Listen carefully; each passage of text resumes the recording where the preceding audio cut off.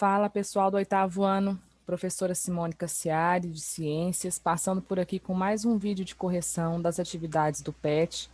Agora, né, semana 4, encerrando aí, portanto, o PET volume 4, que traz para a gente do oitavo ano o tema, o clima e o tempo. Então, ele vai explicar a primeira diferença, né, básica entre clima e tempo, inclusive é a questão número 1, né, que a gente vai corrigir daqui a pouco. Depois ele traz para a gente quais fatores influenciam, né, no clima de cada região. Então, ele vai dar os exemplos aqui para a gente, né, correntes oceânicas, massas de ar, latitude, altitude, presença de vegetação. E depois vem aqui para a gente as 5 atividades que nós vamos começar a corrigir agora, ok?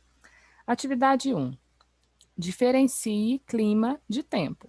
A gente tem a mania de falar, deixa eu ver como é que está o clima hoje, ou como é que está o tempo hoje.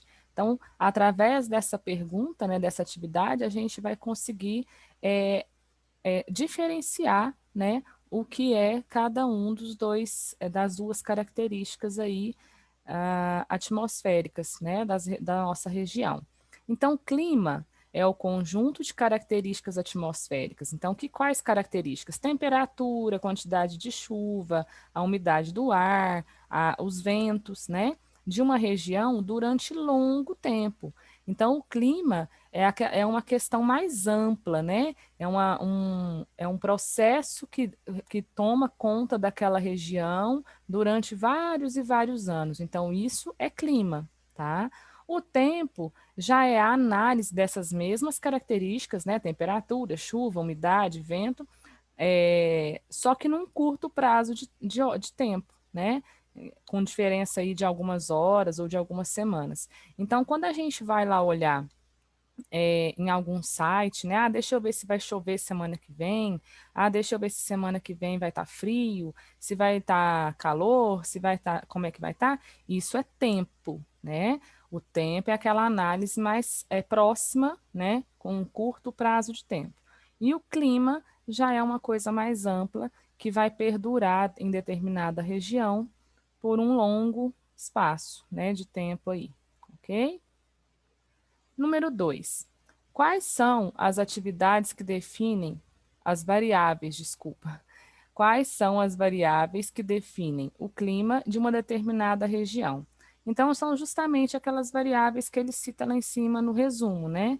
Então, o movimento das correntes oceânicas, ou seja, quanto mais quente a água for, né, mais próxima do Equador, a água do oceano se movimenta mais rápido, quanto mais próximo dos polos, a água mais fria se movimenta mais lento.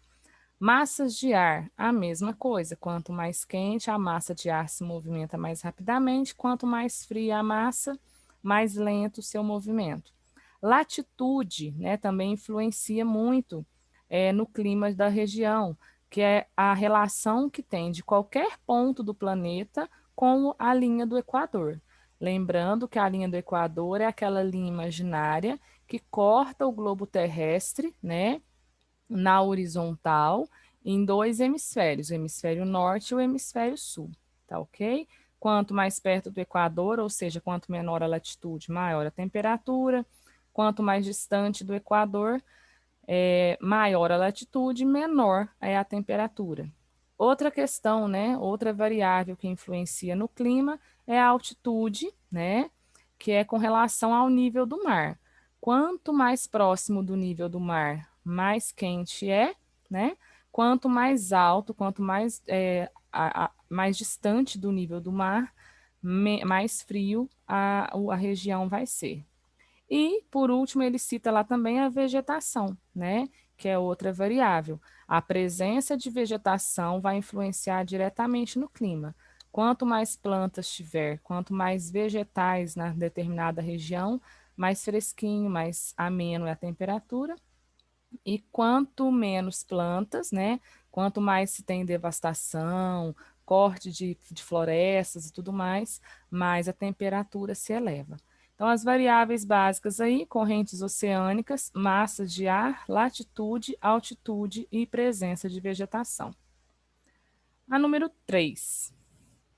O que é uma frente de ar e o que ela pode causar?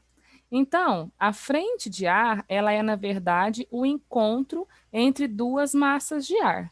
As massas de ar são grandes volumes de ar, né, que podem ser tanto úmidas ou secas, quentes ou frias, e quando duas massas, né, que têm características diferentes se encontram, se unem, vai gerar o que a gente chama de frente de ar, tá? E o que, que isso pode ocasionar? Quando você tem um encontro entre duas massas de ar formando a frente de ar, a principal característica é que elas podem ocasionar chuvas, né?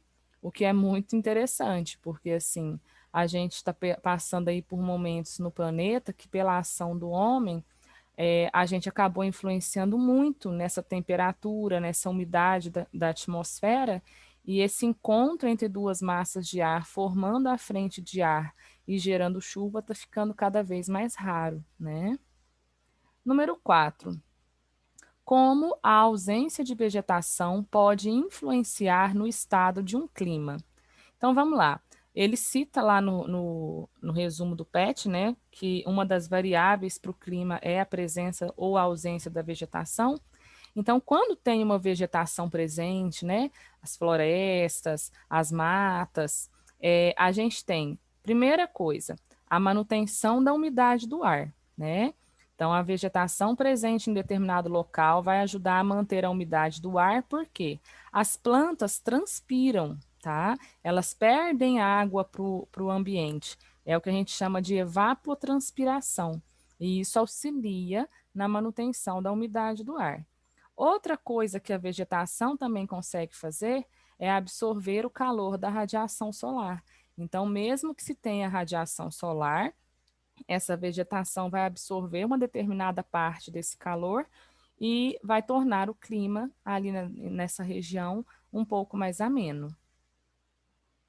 E na número 5 aí para finalizar, explique por que regiões mais próximas à linha do Equador são mais quentes, independentemente de qual for a estação do ano.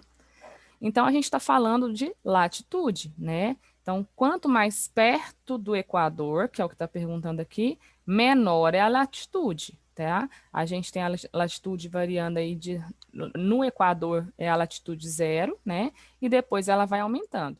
Então, quanto mais próximo do zero a latitude for, mais próximo do Equador o local está e maiores são as temperaturas ao longo do ano por causa da incidência dos raios solares nessa região serem maiores também.